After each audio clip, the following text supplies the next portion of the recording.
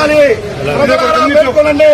మైలవరం నియోజకవర్గ ప్రజలారా, మైలవరం నియోజకవర్గ వీరప్పన్గా ప్రసిద్ధికెక్కిన మరో స్మగ్లర్ వీరప్పన్ ఈ వసంత కృష్ణ ప్రసాద్. ఇతని బూడిదన్నా చూడండి, లోకేష్ గారు చూడండి. బాబు లోకేష్ గారు, మరి మీ ప్రభుత్వం ఈ దొంగ సంగతి ఏం చేస్తున్నారు? ఇది మీకు తెలిసే జరుగుతుందా?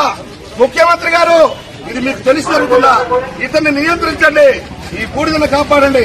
మా ప్రాంత లారీ ఓనర్లకి న్యాయం చేయండి.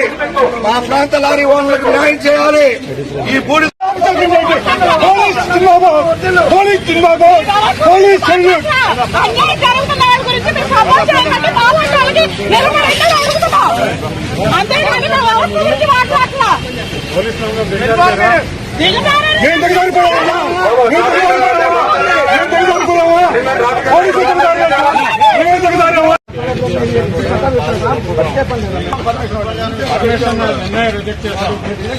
పర్మిషన్ వైలేట్ చేస్తే మేము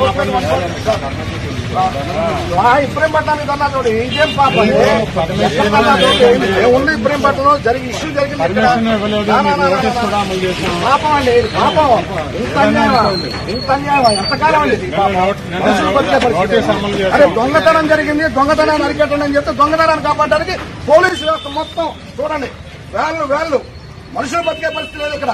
దొంగతనాన్ని కాపాడడానికి ఇది ప్రజాస్వామ్యం. 100% సార్, 100%.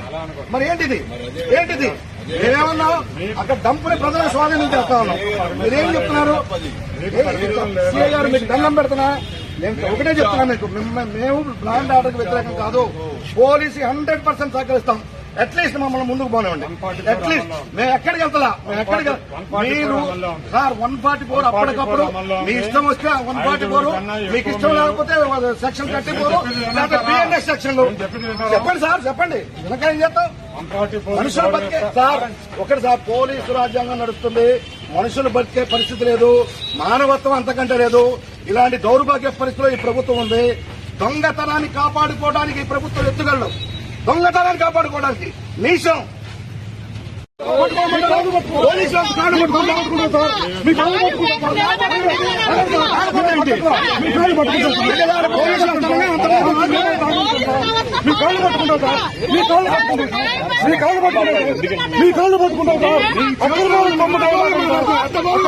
పట్టుకుంటా